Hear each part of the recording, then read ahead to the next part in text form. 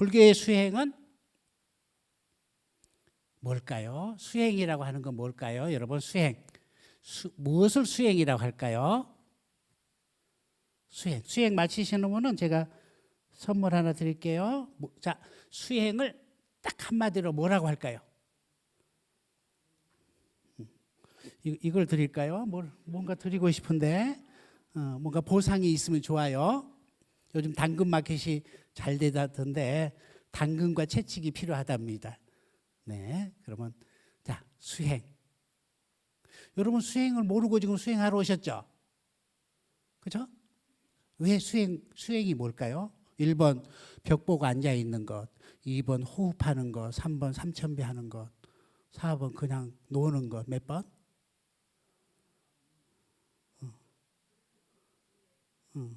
자, 따라합니다. 수행은 나쁜 생각을 좋은 생각으로, 나쁜 말을 좋은 말로, 나쁜 행동을 좋은 행동으로 바꾸는 겁니다. 이제 쉽죠? 수행 어렵지 않습니다. 우리가 벽 보고 앉아 있고 삼천배를 하고 뭐 또 다 하는 것도 결국은 악업을 짓지 않고 선업을 지키기 위한 과정들이죠. 아셨죠? 과정. 그게 목적이 아니에요. 목적은 좋은 말, 좋은 생각, 좋은 행동을 하기 위해서 한다는 거죠.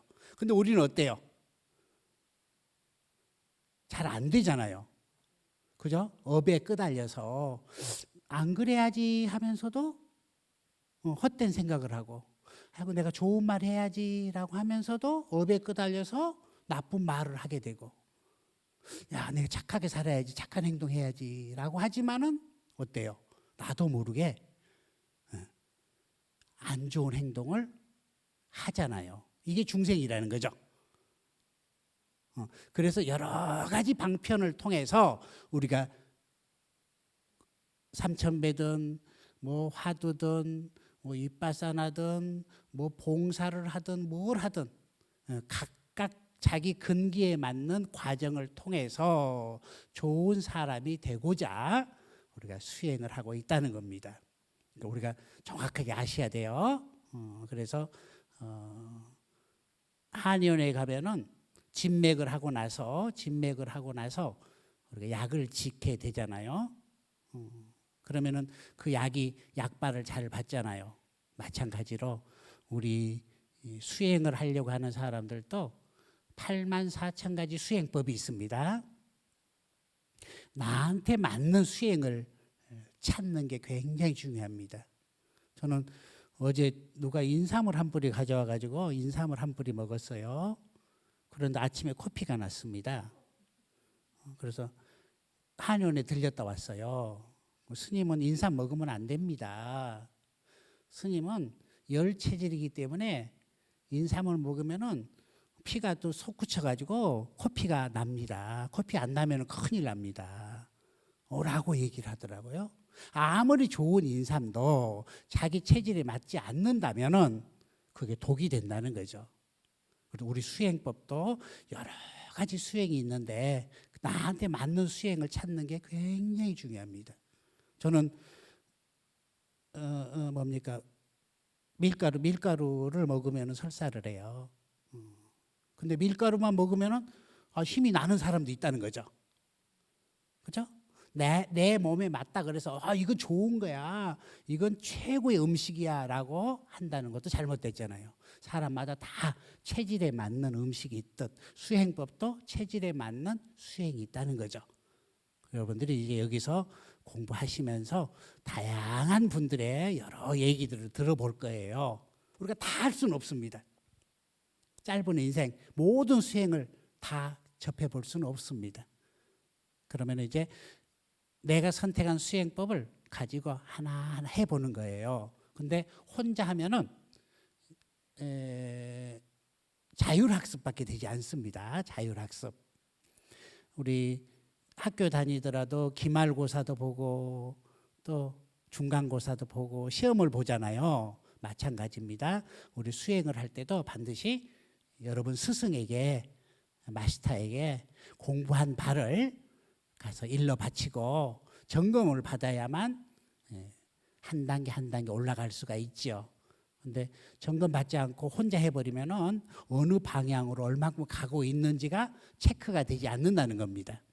그래서 꼭 공부할 때는 스승을 모시고 공부를 해야 됩니다. 오늘 저는 여러분과 함께 모든 수행의 기본이 되는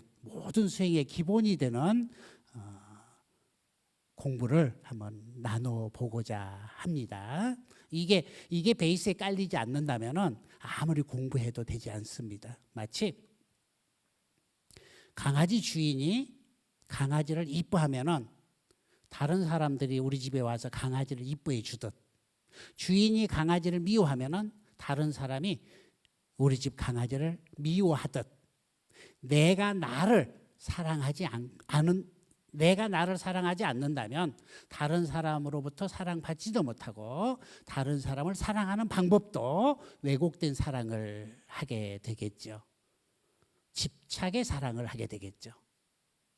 질투의 사랑을 하게 되겠죠. 내가 나를 온전히 사랑한다면 남들로부터 사랑받기도 하고 남을 사랑할 수 있는 자기 사랑에 대한 말씀을 한번 나눠보고자 합니다. 자, 그러면은 다 같이 한번 합장하고 한번 읽어볼까요? 시작. 우리는 계속하여 늙음에 쫓기고 있으나 이것을 막아낼 자 아무도 없습니다. 맞죠? 여러분 세월 잡을 수 없잖아요. 늙어간 거 잡을 수 없잖아요. 요즘 강남에서 안티에이징 성형수술이 아주 유행이라고 합니다. 늙지 않기 위해서 막 주름 피고 막 아무리 필라를 하고 아무리 해도 어때요? 늙어감을 바꿀 수 없잖아요. 그 소리입니다. 우리는 다 늙어갈 수밖에 없는 존재라는 거죠. 자, 시작. 우리는 계속하여 질병에 쫓기고 있으나 이것을 막아낼 자 아무도 없습니다. 네, 생로병사, 부처님은 생로병사의 이 과정을 우리에게 쭉 여실하게 보여주시잖아요. 자, 나이가 들어가면은 아플 수밖에 없습니다. 면역 체제가 떨어지기 때문에 아플 수밖에 없습니다. 저는 엊그제 제가 늘 불교 방송에서 방송을 하기 때문에 몸을 심하게 안 움직이고 웬만하면은 쉬는 날 가만히 있습니다. 그런데 가만히 있어도 아프더라고요. 네. 50대는 가만히 있으면 몸이 충전이 됐는데 60대가 되니까 가만히 있어도 아플 나이가 돼버린 거예요. 그래서 제가 멋진 명언을 하나 썼어요. 60이 되니 육신이 저절로 욱신거리는구나 라고. 왜 아픈지 저는 몰랐습니다. 무리하지 않았는데도 몸이 아파하는 모습을 보면서 아하, 우리는 계속해서 질병에 쫓기고 있구나, 막을 수가 없구나 라는 것을 발견하게 됐죠. 자, 시작. 우리는 계속하여 죽음에 쫓기고 있으나 이것을 막아낼 자 아무도 없습니다. 그렇죠? 태어난 것은 반드시 죽을 수밖에 없잖아요. 이것도 태어난 거잖아요. 이것도 태어났잖아요. 이거 10억 년 뒤에 존재할까요? 녹이 슬고 없어지고 하겠죠. 근데 우리는 어때요? 죽지 않을 것처럼 산다는 거죠. 모든 것은 다 변화되는데 현상을 보더라도 봄, 여름, 가을, 겨울이 있고 태어났으면 반드시 죽어야 되는데 우리는 안 변한다고 똥꼬집을 부리고 있죠. 그렇죠? 그 똥꼬집 부리고 있는 그게 고통의 원인이라는 거죠. 자, 고집멸도 부처님은 사성제를 가리키기 위해서 이 세상에 오셨잖아요. 자, 여러분들이 고통을 받지 않는다면 명상해봤자 아무 의미 없습니다. 괴로움에서 벗어나고자 하는 기본 욕구가 있어야지 공부를 하게 됩니다. 행복에 젖어 있으면 공부 안 합니다. 마약 먹는 사람 공부 안 합니다. 늘 마약만 먹으면 행복하기 때문에 공부할 필요가 없습니다. 근데 우리는 왠지 괴롭다는 거죠. 이 괴로움은 많이 있잖아요. 생로병사가 괴로움이고, 내가 원하는 것을 얻지 못하는 것도 괴로움이고, 미워하는 사람을 만나야 되는 것도 괴로움이고, 그죠? 괴로움은 많다는 거죠. 이 괴로움에서 벗어나고자 우리는 명상이라는 걸 하게 되죠. 명상의 동기는 괴로움에서 벗어나고자 하는 사람들이 하는 것이 바로 명상이라는 거죠. 행복하다면 명상 안 해도 됩니다, 여러분. 괴롭다면 명상을 통해서 행복을 찾아가는 거죠. 자, 그래서 죽음이라고 하는 것 굉장히 중요합니다. 우리는 죽는다라고 하고 있으면 지금 이 순간이 소중하다는 거죠. 아주 소중하다는 거죠. 내일 죽을지 모레 죽을지 모르는데 오늘 지금 이 순간 얼마나 소중하겠습니까? 그래서 정성을 다하게 되고 최선을 다하게 된다는 거죠.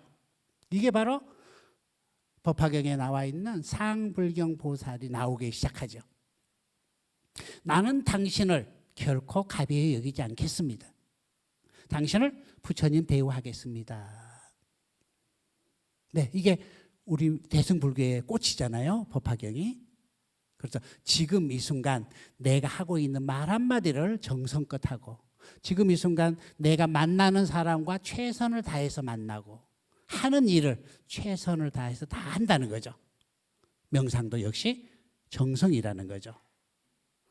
최선을 다해서 지금 이 순간 숨 들어 마시고 하는 것, 지금 이 순간 화두를 챙기는 것, 지금 이 순간 기도를 하는 것, 무엇을 하든 지금 이 순간 최선을 다해서 하고 있는 것, 이게 바로 내일 죽을지 모레 죽을지 모른다라고 하는 이 명제를 가지고 있으면은 최선을 다할 수밖에 없다는 거죠. 순간순간 최선을 다한다는 거죠. 그래서 죽음이라고 하는 거 굉장히 중요합니다. 죽기 전에 원 없이, 내 후회 없이 멋지게 해보자. 그래, 오늘 살아있다라고 하는 것은 나에게 행운이야. 어제 저녁에도 하루만 더 살고 싶어서 발버둥 치는 사람들이 많았는데, 그렇지만 결국 죽었는데 나는 오늘 눈을 뜨고 있다. 이것은 뭐 어마어마한 행운이죠. 저는 어느 날은 저는 막 앱을 모시면 눈물이 나와요. 내가 어제 저녁에 안 죽고 오늘 살아서 부처님 앞에서 지금 예불을 모시는구나. 이 기분, 이 행복감, 뭐 이게 막 밀려오더라고요. 여러분, 정말입니다. 오늘 살아있다라고 하는 것은 이건 뭐 무엇과도 바꿀 수 없습니다. 정말 소중한 100억, 1000억보다 더 소중한 삶을 우리는 지금 이곳에서 지금 하고 있다는 거죠. 그 다음에 네 번째 시작. 우리는 사랑하는 이를 버려두고 반드시 떠나야 하는 처지에 있습니다. 모든 건 변한다는 소리입니다. 이게 이제 무상이라고 하는 부분인데, 불교의 3법인 중에 무와 무상, 일체, 개고를 3법인이라고 하잖아요. 무상, 변한다는 거죠. 여러분 자식들, 여러분 신랑들, 여러분 마음마저도 시시각각 변하고 있다는 거죠. 근데 우리는 변하지 않을 거라고 거기에 집착한다는 거죠. 그러면 따라합니다. 아하, 모든 건 변화되는구나. 네, 이렇게 받아들이면은 괴로움에서 벗어난다는 거죠. 변하지 않을 거야 라고 믿고 있다가 변해가는 모습을 보면은 이제 열불이 나기 시작하죠. 그 사람 안 그럴 건데, 우리 신랑 절대 변하지 않을 건데 라고 있는데 신랑이 변해버리면 어때요? 가슴 아프잖아 이제. 그렇죠? 사랑도 변한다는 거죠. 모든 건 변하는 속성을 가지고 있다는 겁니다. 변치 않은 것은 이상한 거예요. 변하는 게 정상이라는 겁니다. 자, 마지막. 자, 같이요. 우리는 소유한 물건을 세상에 남겨두고 반드시 떠나야 하는 처지에 있습니다. 네, 공술의 공수거라는 거죠. 올 때 아무것도 없이 빈손으로 왔고 갈 때 역시 빈손으로 간다는 거죠. 제가 이 종을 부탄의 림포체 큰 스님으로부터 받았는데요. 이 종이 120년 된 종이랍니다. 저는 늘 이 종을 제 걸망 속에 넣고 다닙니다. 그래서 어디 이 종이 제 밥을 먹여줘요. 늘 어디 가서 종을 치면은 좋은 일이 많이 일어나요. 그렇지만 제가 죽을 때 이거 가져가요? 못 가져가요? 못 가져가잖아요. 마찬가지. 우리는 죽을 때 아무것도 가져가지 못한다는 거죠. 다이아몬드 반지 못 가져갑니다. 여러분 돈 못 가져갑니다. 사랑하는 남편 못 데려갑니다. 아들 못 데려갑니다. 빈손으로 갈 수밖에 없습니다. 그렇다면 지금 나는 무엇을 할 것인가? 이게 중요하잖아요. 어차피 가져가지도 못할 것을 왜 그렇게 애지중지하면서 그렇게 살아야 된다는 거죠. 가져갈 것을 닦아야 된다는 거죠. 그것이 바로 업이라는 거죠. 업. 자기 업은 자기가 가져간다는 거죠. 자, 시작. 이것은 업의 법칙입니다. 우리는 업을 심었고 그 업을 상속받아 다시 업을 심었으니 우리가 지은 착한 업이거나 악한 업이거나 그 결과를 우리가 모두 받아야 하는 처지에 있습니다. 우리는 이 5가지 개성을 매일 기억하고 자주 상기해야 합니다. 네, 수행하는 사람은 이 5가지를 늘 마음속에 가지십시오. 식탁이든 해우소든 어디든지 아니면 여러분 휴대폰 앞 창에다가 꼭 띄워 놓으십시오. 그러면은 눈에 보여지는 현상들에 의해서 내 마음을 뺏기지 않습니다. 내 감정의 소용돌이에 빠져서 허우적대지 않습니다. 그냥 바라보게 됩니다.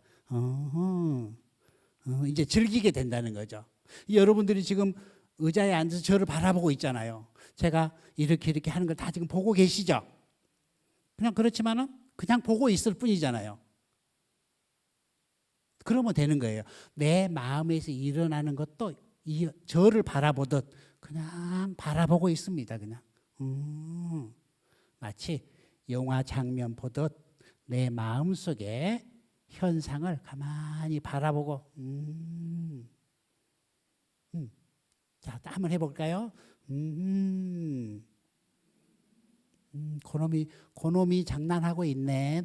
고놈이 놀고 있네. 자, 여러분들이 아이 키울 때 사랑이 지중하다 보니까 돌 되기 전에 그 아이는 어때요? 칭칭거리고 놀고 뭐 하고 뭐 다 보고 있잖아요. 그죠? 사랑스러운 눈으로 바라보니까 우리 애기 잘 놀고 있네 어쩌네. 또 안다 그래요. 엄마라고 하는 말 속에 얘가 배가 고파서 엄마라고 하는지 심심해서 엄마라고 하는지 어디가 아파서 엄마라고 부르는지. 그렇지? 말은 엄마지만은 그 아이의 마음을 엄마는 알아차림한다는 거죠. 사랑이 지극하고 관심이 지극하면은 그 말 속에 들어있는 그 마음을 안다는 거죠. 네, 이게 명상입니다. 명상을 집중하다 보면은 이 껍데기 속에 들어있는 그 본질을 안다는 거죠. 근데 명상을 하지 않는 사람은 껍질만 보고 이러쿵저러쿵 마가 스님이 손을 잡고 왜 자꾸 이렇게 하고 그래 어째 라는 얘기를 한다는 거죠. 오늘 여기 오기 위해서 제가 삭발하고 왔어요. 수염도 깎고 왔어요. 봐줄만 하나요? 지금 박수 받기 위해서가 아니고 사진 하나 남겨보고 싶어요. 제가 언제 또 내일 죽을지 모레 죽을지 모릅니다. 여러분도 역시 내일 죽을지 모레 죽을지 모릅니다. 그래서 우리 사진 한 장 남겨놓자고요. 자, 마음의 사진기 한번 꺼내보세요. 마음의 사진기. 자, 꺼내가지고 오랜만에 꺼내니까 잘 안 되죠. 자, 줄여도 보고 넓혀도 보고 소리도 한번 내보세요. 착각 소리도 한번 내보세요. 자, 착각. 자, 첫 사진 찍겠습니다. 작은 사이즈. 증명사진 찍듯 저만 찍어주세요. 아주 작게, 사이즈 작게. 자, 준비됐나요? 자, 하나, 둘, 셋. 예, 한 장 찍었습니다. 자, 두 번째 사진 찍겠습니다. 아까보다 큰 사이즈. 아까보다 큰 사이즈. 다 나오게 찍어주세요. 다 나오게 찍어주세요. 자, 하나, 둘, 셋. 예, 두 장 찍었습니다. 자, 한 장 더 찍겠습니다. 자, 21세기는 이제 아날로그에서 디지털로 넘어가고 있죠. 동영상 찍어볼까요? 작은 사이즈에서 점점 넓혀보세요. 점점 넓혀서 나중에는 이 네모 틀을 완전히 사라지게 가슴을 활짝 열고 숨 들어 마시고 이게 보이면 안 돼요. 넓게. 자, 하나, 둘, 셋. 예, 됐습니다. 이제 가십시오. 돌아가십시오, 여러분. 오늘 강남구청에 오셔서 사진 3장 찍어가는 것은 여러분 행운입니다. 정말입니다. 어디 가서 아무것도 가져가지 못하는 경우도 있어요. 여러분 사진 3장 가져간 거예요. 처음에 찍었던 작은 사이즈의 사진. 이러한 마음을 가지고 있는 사람이 있다 합니다. 어떤 사람일까요? 속이 이만한 사람을 뭐라고 불러요?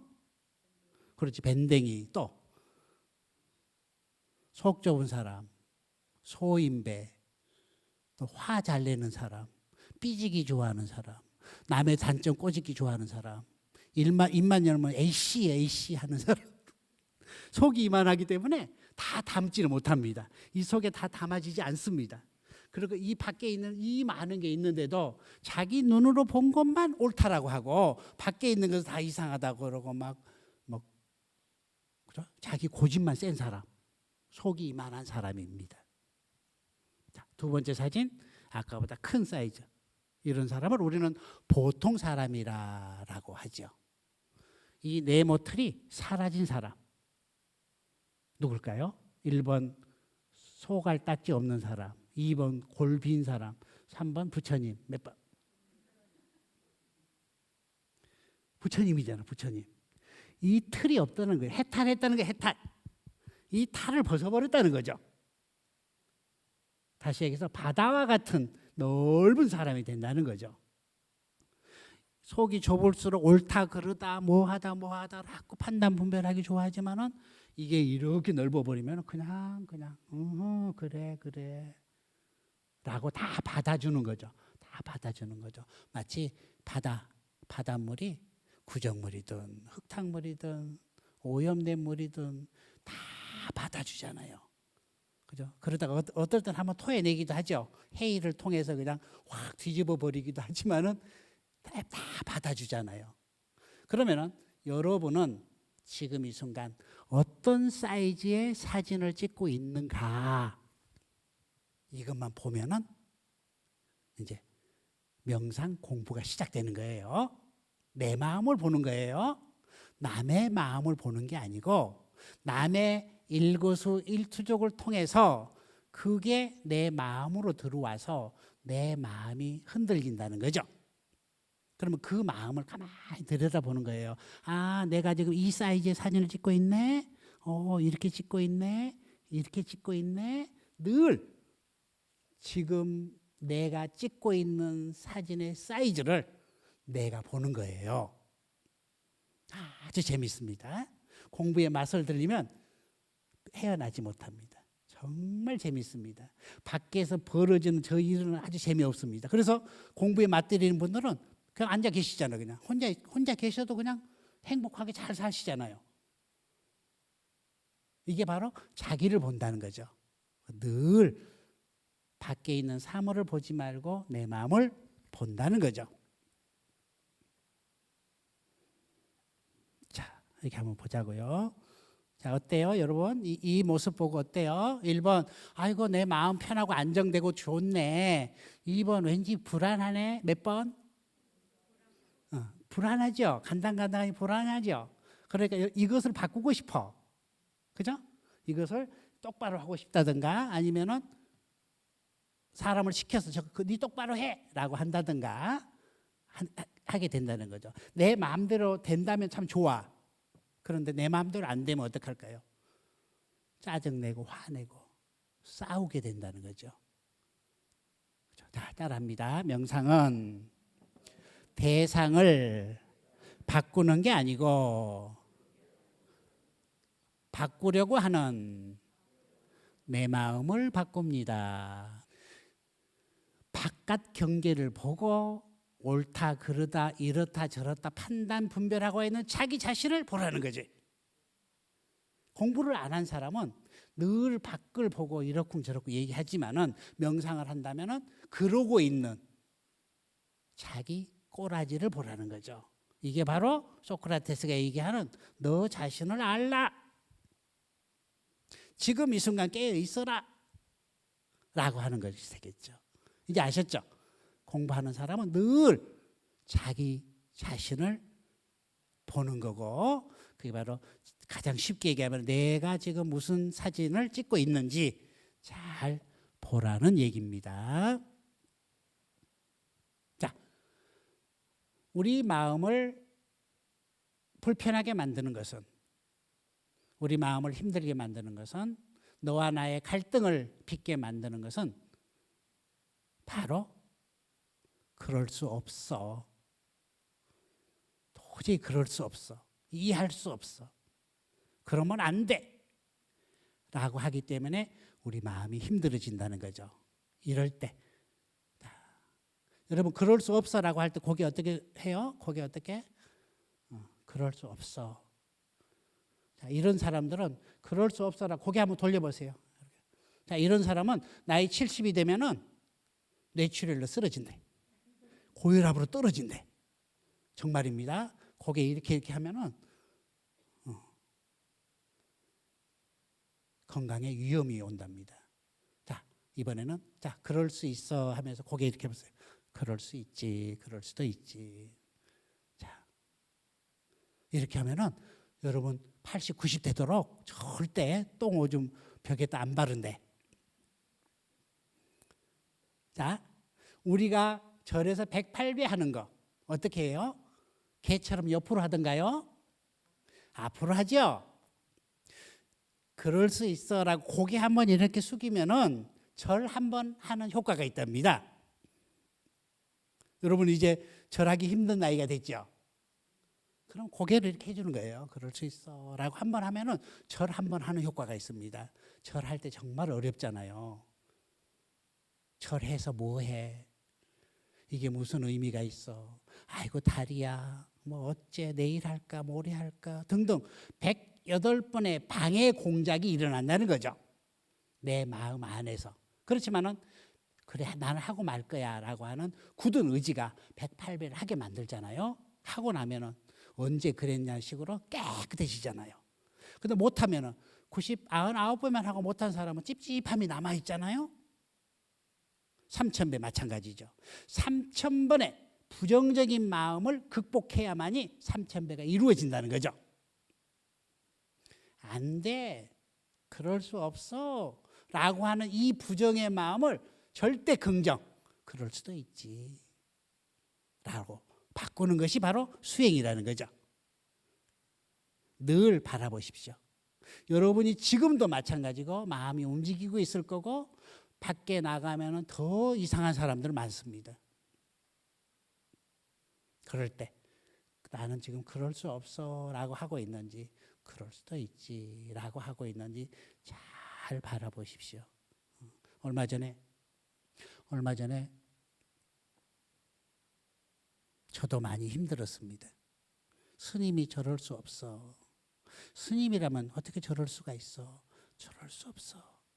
하루 저녁 내내 저럴 수 없어 라고 했는데 새벽이 되니까 눈물이 나더라고요. 아, 내가 잘못했구나. 저는 그 스님을 모릅니다. 그렇지만은 내가 잘못했구나. 내가 나이가 60이 넘어가지고 그 절에 들어오는 어린 스님의 마음을 안아주지 못하고 그 화나고 파괴적인 그 마음을 잘 케어도 못 해주고 수행도 못 시켜주고 기도도 못 해줬구나. 나에게 문제가 있구나 싶어가지고 한참을 내가 울었던 것 같아요. 그 스님은 잘못한 게 없습니다. 그 스님은 머리를 깎으러 나올 때 마음에 상처가 많았을 겁니다. 웬만하면 머리 안 깎을 겁니다. 그런데 부처님께 와서 부처님 가르침을 통해서 마음을 정화시켜야 되고 또 선배 스님들로부터 공부를 배우고 해서 모난 마음을 둥글둥글하게 만들어야 되는데 아직 시절 인연이 안 돼서 아직은 그 모난 마음을 다스리지 못하고 밖에서 가져왔던 지 성질대로 살았던 그것을 버리지 못해서 그냥 욱하고 그냥 질러버린 것 같아요.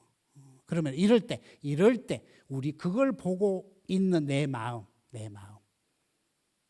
저 나쁜 놈, 죽일 놈, 저러려면 뭐하러 머리 깎았어 라고 하는 그 마음은 1번 자비의 마음, 2번 무자비의 마음. 몇 번? 몇 번? 보세요. 잘 보세요. 밖으로 향해지는 그 마음 속에 내 안에 무자비가 나간다는 거죠. 그 스님이 그렇게 했기 때문에 나는 당연히 나쁜 스님이라고 할 수가 있어. 근데 자기를 보지 못하고 그 스님만 보기 때문에 나쁜 스님이라고 한다는 거죠. 근데 이미 내 입으로 뱉어지는 그 말 한마디는 나의 씨입니다. 그 스님의 씨랑 아무 관계없어요. 그 스님은 그 스님의 인생을 살고 그 스님의 업을 살아갈 뿐이고 나는 나의 업대로 산다는 거죠. 내가 내뱉는 그 말 한마디는 나의 업의 씨로 작용한다는 겁니다. 그러면 같은 상황인데 이게 나한테 유익하기 위해서는 어떻게 해야 될까? 욕을 하고 비난을 한다면 내 악업이 떨어져서 씨가 된다 그랬으니 선업으로 바꾸려면 어떻게 해야 될까? 어떻게? 이게 바로 자비가 필요하다는 거지, 자비가. 자, 다 아시겠지만은 자라고 하는 것은 행복하기를 바라는 마음이고 비라고 하는 것은 불쌍함에서 벗어났으면 좋겠다라고 하는 마음이죠. 두 마음이 합해져서 자비가 된 거예요. 그러면은 우리가 그 스님의 그 행동을 통해서 복을 지려면은 출가 스님이 참 안 됐다. 하루빨리 부처님 정법 만나서 수행 잘해서 큰 스님이 되길 바란다라고 기도를 해주고 축원을 해준다면은 그게 나한테 무량한 복이 되겠죠. 이제 아셨죠? 지금 이 순간 내 마음을 잘 바라보는 거예요. 아까 사진 찍기 잘 보세요. 그 스님을 바라보고 나는 어떤 사이즈의 사진을 찍고 있는가 잘 바라보면은 내가 복을 지을 것인지 죄를 지을 것인지 내가 선택해서 간다는 거죠. 우리는 행복하고 싶어도 생각대로 되지 않습니다. 돈을 벌고 싶어도 생각대로 되지 않습니다. 관계들을 잘 유지하고 싶어도 되지 않습니다. 이제 제가 동국대에 매주 월요일 날 수업을 나가는데요. 정말 꽃이 아름답게 피고 새내기들이 아주 열심히 학교 다니고 웃어가면서 하는 모습을 보면서 애들이 예비고사 시험 문제를 잘 풀면은 자기 원하는 대학을 가고 시험 문제를 잘못 풀면은 원치 않은 대학을 간다든가 또 재수를 한다든가 또 어떤 아이들은 자살까지 하잖아요. 꼭 우리 20시철이 되면은 시험 실패했다고 자살하는 친구들 꼭 나오잖아요. 그 문제가 뭔데? 문제를 잘 풀면은 희희낙낙거리고 아주 행복해하고 문제를 풀지 못하면은 그냥 주눅 들어가지고 그냥 자살까지도 가버리고 우리 인생에도 문제가 있다는 거죠. 문제 없는 인생은 없습니다. 문제 없는 인생 있어요? 문제를 다 안고 있습니다. 다만 문제를 회피할 뿐입니다. 멀리 도망가 버립니다. 안 봐버립니다. 그러면 편할 수가 있습니다. 그런데 그 문제는 외나무 다리에서 꼭 만나게 돼 있습니다. 정말입니다. 문제 회피해서 살 수 없습니다. 외나무 다리에서 꼭 만납니다. 이자까지 덧붙여가지고 나를 해결하고 가라.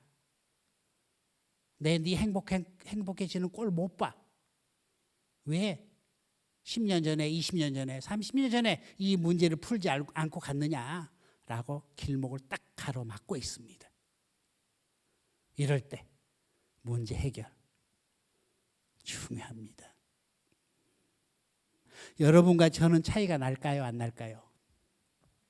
머리가 있고 머리 없고 차이 나죠? 남자와 여자는 서서 소변 보고 앉아서 소변 보고 차이 나죠? 큰딸과 둘째 딸은 차이 나지요. 전라도 사람과 경상도 사람은 차이 나지요. 차이가 나지요. 그 차이 나는 것을 서로 인정해 주면은 갈등이 없어진대. 근데 우리는 차이 나를 인정해야 안 해요. 차이 나는 것을 인정하지 않습니다. 내 생각은 옳고 너의 생각은 잘못됐어 라고 하는 그 틀이 우리를 갈등을 시킨다는 거죠. 그래서 차이 나를 인정하는 겁니다. 자, 따라해요. 여자니까 그럴 수도 있지. 남자니까 그럴 수도 있지. 됐죠? 그럴 수도 있지. 스님이니까 그럴 수도 있지. 스님이 그러면 안 돼가 아니고 스님이니까 60 먹어도 총각이니까 70 먹어도 총각 스님이니까 그럴 수도 있지. 자기 부인이 뭘 잘못하면은 아하 둘째 딸이니까 그럴 수도 있지. 남편이 뭘 잘못했으면 아 시아버지가 이런 분이니까 그럴 수도 있지. 그런 과정 환경에서 자랐으니까 그럴 수도 있지라고 인정한다는 거죠. 10살이니까 그럴 수도 있지. 고등학생이니까 그럴 수도 있지. 좀 아이들과 많은 다툼이 있을 겁니다. 엄마의 시각으로 바라보면 바라볼수록 맞지 않기 때문에 아이를 이래라 저래라 어쩌라라고 하고 있죠. 아이는 엄마의 생각을 받아들이지 못하죠. 그러면 엄마가 아이의 수준으로 간다는 거죠. 그럼 서로가 이해가 되잖아요. 그래서 이해하고 배려하고 함께하면은 우리는 갈등으로부터 벗어난다는 거죠. 인생의 문제로부터 벗어나는 열쇠. 그럴 수도 있지. 늘 그럴 수도 있지. 그럴 수도 있지가 좀 더 깊어지면은 그래도 괜찮아. 이만해서 다행이야. 라고 내 마음에 평온이 온다는 얘기입니다. 명상은 내 마음에 평온을 찾기 위한 수단입니다. 그래서 여러 가지 방편이 있습니다. 내 마음이 편해지기 위해서 여러 가지 방법이 있습니다. 삼천배도 있고 뭣도 있고 많이 있습니다. 어떤 방법을 통해서 간에 내 마음이 평온해지면은 사물을 왜곡되게 보지 않고 있는 그대로 볼 줄 아는 지혜가 생긴다는 거죠. 그래서 명상은 어리석음에서 벗어나서 지혜로운 사람이 되고자 하는 내 목적이 있습니다. 우리는 어리석기 때문에 내가 하고 있는 말 한마디, 생각 하나, 행동 하나를 지 마음대로 해버리면서 행복을 원하고 있습니다. 행복되지 않습니다. 자, 따라할까요? 지금 이 순간 나의 말, 나의 생각, 나의 행동은 나의 미래가 됩니다. 자, 제일로 뒤를 빼보세요. 자, 그래서 명상은 지금 이 순간이죠. 지금 이 순간 나는 어떤 생각을 하고 있는지, 지금 이 순간 나는 무슨 말을 하고 있는지, 지금 이 순간 나는 어떤 행동을 하고 있는지 늘 깨어서 지금 이 순간만 보면 됩니다. 어제도 아니고 내일도 아니고 지금 이 순간. 아셨죠? 네, 다 같이 따라합니다. 얼굴과 낙하산은 펴져야 삽니다. 여러분 살고 싶죠? 멋지게 살고 싶죠? 아무도 불행을 원치 않습니다. 그러면 어떻게 하라고? 지금 이 순간 내 얼굴을 펴라는 거죠. 입꼬리를 살짝 올리면 우리 행복 찾아옵니다. 입꼬리 내리는 순간 우리는 불행이 오기 시작합니다. 그래서 웃으면 복이 와요라고 하잖아요. 오늘 집에 가실 때 활짝 웃고 들어가셔서 가정에 연꽃을 피워보는 시간 갖도록 하십시오. 자, 눈 감고 허리 펴고 숨을 깊이 들어 마시고 내쉬고 지금 이 순간 내 마음은 어떤가? 마가 스님과 1시간 하면서 무엇을 배우고 무엇을 느꼈나?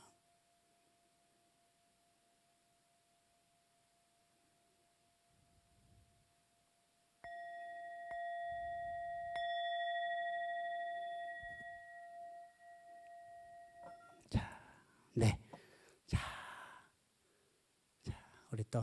우리 각산 스님이 주최하는 또 우리 명상 지도자 과정, 또 참선 지도자 과정 함께 하시면 또 저랑 또 만날 수가 있습니다.